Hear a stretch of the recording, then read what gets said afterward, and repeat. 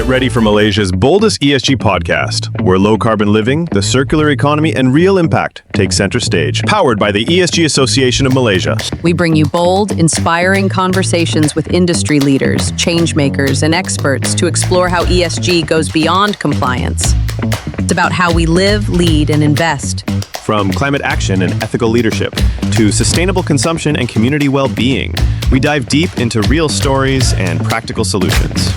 This is your space to gain insights, spark ideas, and take action for a low-carbon, conscious, and sustainable future. Good morning and hello. Welcome to the official English podcast of ESG Association of Malaysia, ESG ACT NOW, where ideas drive impact. I'm your host, Rina Neoh, Secretary General of ESG Association of Malaysia, and I'm thrilled to take you on another journey of purpose, innovation, and sustainability. Today, we are spotlighting a visionary development reshaping Malaysia's highlands, Kings Park, a project redefining what it means to build sustainably in the real estate and tourism sectors. Joining us today is Ms. Amirah, Director of Investor Relations and Strategic Partnerships of Kings Park, to share how sustainability, community, and commercial innovation comes together in this remarkable project. Ms. Amirah, welcome to ESG ACT NOW. It's great to see you in person. I heard so much about you. ESG Association have visited Kings Park. We visited the site, and I'm so glad to see the continuous development. So I have a question for you. What makes Kings Park a model of ESG-focused property development? Thank you, Ms. Rina, very much for having me. It's an honor to be here today. But before I answer, allow me to briefly introduce Kings Park Genting Highlands. It is a 142-acre integrated tourism township positioned as the future central business district of Genting Highlands. And Kings Park is designed to welcome over 40 million visitors annually and is home to iconic international brands like Hard Rock, Accor Group hotels, unique cultural attractions, and smart city features. So what makes Kings Park a model of ESG-focused property development is our pledge to become among Malaysia's first tourism townships to fully integrate ESG principles into every stage of planning, construction, and operation. Beyond our iconic architecture and tourism appeal, the development integrates low-impact design strategies, community inclusivity programs, and transparent governance frameworks to ensure that long-term value creation for both investors and society. And as part of our commitment to environmental responsibility, several green initiatives have been integrated into the project design and construction approach, such as the first one is rainwater harvesting system that is implemented to collect and reuse rainwater for non-potable purposes, which means it will still be used for other purposes like watering plants, flushing toilets, or cleaning, but not for human consumption like drinking or cooking. So this reduces dependency on treated water, promotes water conservation, and also supports sustainable site operations. And other than that, sustainable earthwork design also has been meticulously designed to balance cut and fill within the site so that soil dug out from one area is reused to fill other parts of the site. This means no extra soil needs to be taken away, which helps cut down on truck trips, fuel use, and carbon emissions during construction. And not only that, site grading and landform is also optimized. For example, the overall site levels are designed with a gentle slope and natural gradient to reduce earth cutting. This minimizes heavy machinery use, preserves the natural topography, and also reduces soil erosion since Genting Highland is a sensitive tourism area. Thank you. That was really great. It's great to see how a developer would actually, comply or embrace sustainability from the start, right? Yeah. So it is not just a checklist. I think it has to be part of your business, right? Right from the start. And I guess you guys are in a position to do that because you built it from scratch, right? So Kings Park, actually, I visited the site and it sits within an ecological sensitive and commercially dynamic location. I mean, most Malaysians would know Genting Highlands, but I think there are certain parts of Genting Highlands, the lower part, the middle, and the highest part. So Kings Park, I think, is very reachable. I think it's not that far from KL itself. Yes. But since the position is so dynamic, it's still considered a nature location, but the vibrancy is there. So how does King Park blend ecological conservation with commercial viability? You mentioned something like water harvesting, and is there any other things that the stakeholders, the buyers should know if they were to make a purchase or to invest in Kings Park? Of course. So Kings Park, we blend ecological conservation with commercial viability, starting with the master plan that was designed to work with the natural terrain and not against it. And by keeping over 30% of the area as green, open space, and adding nature-friendly features like riverside walkways and eco-trails, we are able to protect the environment while still creating a lively, attractive destination for visitors. In fact, we will actually feature the world's largest terrarium as an attraction on its own, lit up with lighting and sci-fi storyline to make it one of a kind, called Agatha World Theme Park. And we are also developing the project in phases. This approach helps us manage costs step by step, learn from early operations, and also improve things like drainage, erosion control, and traffic flow as we go. It is a smarter way, I would say, to grow sustainability without rushing. Plus, since Genting Highlands is already a popular tourism spot, we don't have to build demand from scratch. We can just tap into the existing visitor flow, which helps keep the project commercially strong while making sure our environmental efforts are also worth the investment. Yeah, I love the terrarium concept when, the owners of Kings Park were sharing, and the terrarium supposedly is going to be at the car park. I think car park is one of the places that, the air is not flowing, it's hot, but what a nice way to put terrarium to make every single part of the site sustainable, right? Not just the facade, not just where people will go, but I think the car park is just a perfect place. Now, there are many developments in Genting as a popular tourism space, right? In what way does King Park actually inform the community of its inclusive goal? Because I think now consumers, tourism money is also a smart money. They would choose, right? They would choose to go to a place where money is well spent, but I do not harm the environment while I'm enjoying myself. So is there any activities or campaigns Kings Park actually push out to the stakeholders? Of course, so on the social side, Kings Park is creating real opportunities for real people. And our project, actually, we include 3,000 sponsored training spots through the Cornell Leadership Academy in partnership with University of Science Malaysia's Graduate School of Business, with a focus on including people with disabilities and also marginalized groups. And this makes Kings Park more than just a shopping or tourism area, where it actually becomes a place that helps people build skills and find jobs within its own hospitality network.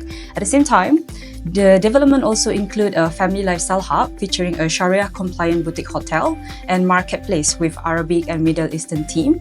And like Souk in Morocco and UAE, showing our commitment to cultural inclusion, and also at the same time, we want to welcome Muslim travelers while also tapping into a growing market segment that is being halal-friendly destination. Wow, I think it's great. I think you mentioned about inclusivity, which is, I think, in many cases, when we talk about ESG, somehow people focus on the E, because either the alphabet comes first, but mostly, I guess, because E is environment and people feels it, right? You feel hot, you feel the flood. But I think as the social part of it is so important, because why are we championing sustainability? It's for humans, right? True. And then I really like the concept of inclusive hiring and creating jobs for people with disability, so that it is a inclusive society. It's not just about going to a place where everybody look beautiful and perfect. I think imperfection is something we need to embrace. And another thing is, when it comes to organization or companies, when it comes to S of the ESG, it's mostly about donations. Yes. That's it. Nothing more. You're not going to contribute more than just that. Yeah, I think donation is basically like in the traditional way, people say, oh, you give someone a fish so that they can have a meal. Yeah. But I think it's the real inclusivity is to provide people with opportunity, teach them how to fish, give them an opportunity to also serve, right?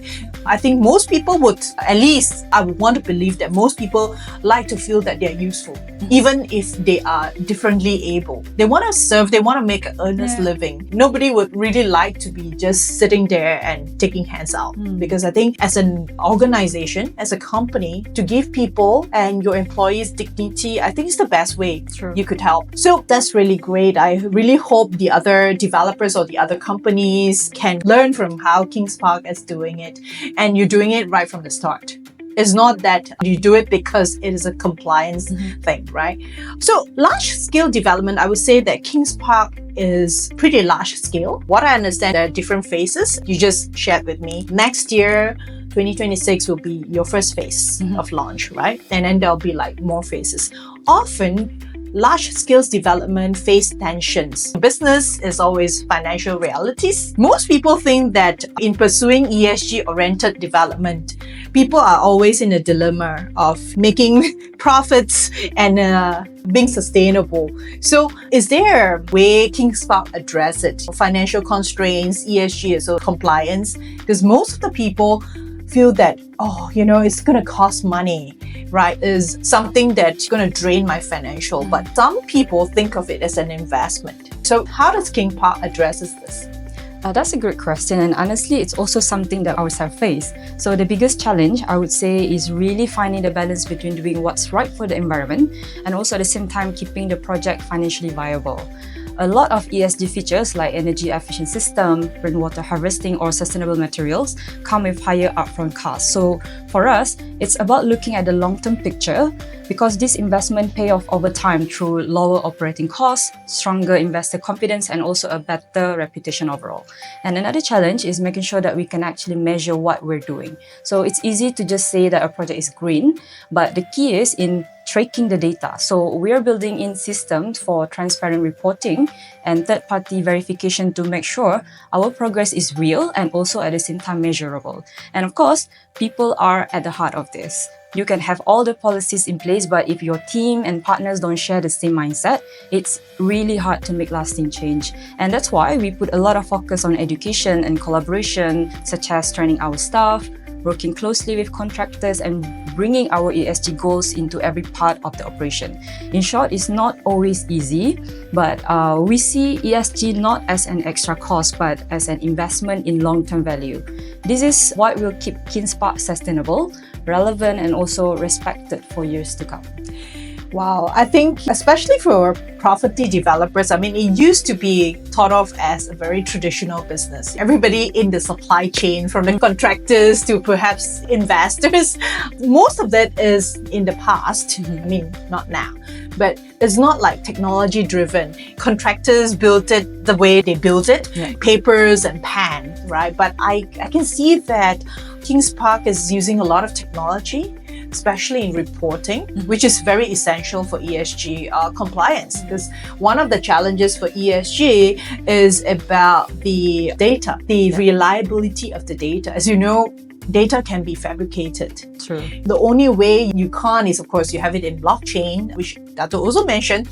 But I think being transparent to your stakeholders is the best way to convince them, whether they are investors, whether they're buyers, being transparent from day one and keeping them updated on the progress, which you guys are doing, is really great. Like you said, it's going to be CapEx heavy, but in the long term, you will have a lot of savings. But I think one of the challenges we have here is that people don't really think of that long term, right? It's like, now I have to spend. But it's just like putting up an advertisement. You have to spend, but the customer doesn't come to you from day one. But I think this is definitely a much better way. And I really hope Kings Park can share this mindset, is about mindset, to the other developers. Because to be frank, property development requires natural spaces to be removed. But if you can put back some, like the soil, right? And like the trees. I was told that the trees are not really cut, they're being moved. True. Yeah. So instead of cutting the trees and then thinking of what to do with trees, you actually move them to strategic places. In that way, you don't really alter the landscape so much. So try to keep as much as possible the nature of it. So great. I can't wait to see how it's going to be. So definitely, I hope Kings Park will invite ESG and our members for your launch. Now, I think there are a few more burning questions that I like to ask. So one of it is like, There are smart design and technologies being used in the development itself, right? Maybe could you share a little bit like how can this project serve as a learning model for other developers, whether they are big or small? How can they pursue sustainability using technology, right? Just some of the current case or models that you guys are using. Okay, so like I mentioned earlier, I think the biggest takeaway from KingsPark is that sustainability works best when it's built from the very beginning and not added as an afterthought. We have shown that you can integrate ESG principles into both the design and the business model and still at the end of the day make the project commercially strong. A lot of what we're doing here can be, of course, replicated elsewhere. Start by anchoring the design to recognize local standards like the Green Building Index, establish a clear baseline for ESG and carbon emissions, and then set measurable targets using energy efficient system, renewable sources, and also transparent reporting. At the same time, sustainability is not just about the environment, right? It's always also about the people. So like I mentioned earlier, our training partnerships and inclusion programs show that you can align social impact with business outcomes by tracking real indicators like job placements and retention rather than one-off CSR activities. So if there's one lesson for other developers, it's that sustainability and profitability are not opposites. When you plan it right with clear standards, accountability, and community value, you actually create a model that's not only good for the planet, but also good for business too. I think that's really so true. Profitability and sustainability, they don't go head on together, right? If you plan it right. Yes. That might be upfront cost, of course, but then the long-term savings and the financial person should be able to reflect this to the investors. I think this is also one way to attract investors, right? People are looking for more beyond just profit. Yeah. People are looking at planet, people are looking at prosperity as a whole. So we have heard that a lot of property developers or even commercial real estate people, what they do is to make the building green, plant more trees, put solar. Is that the direction that you see properties developers going? And what do you think a property market in 2030 will look like? Is this just enough to have green buildings, solars, and put more plants? I think to me it's very superficial. Sure, yeah. It's very like just the tip of the iceberg, right? What is ingrained inside that really you think it would be like the perfect developer? I think like you mentioned, planting more trees, very much superficial.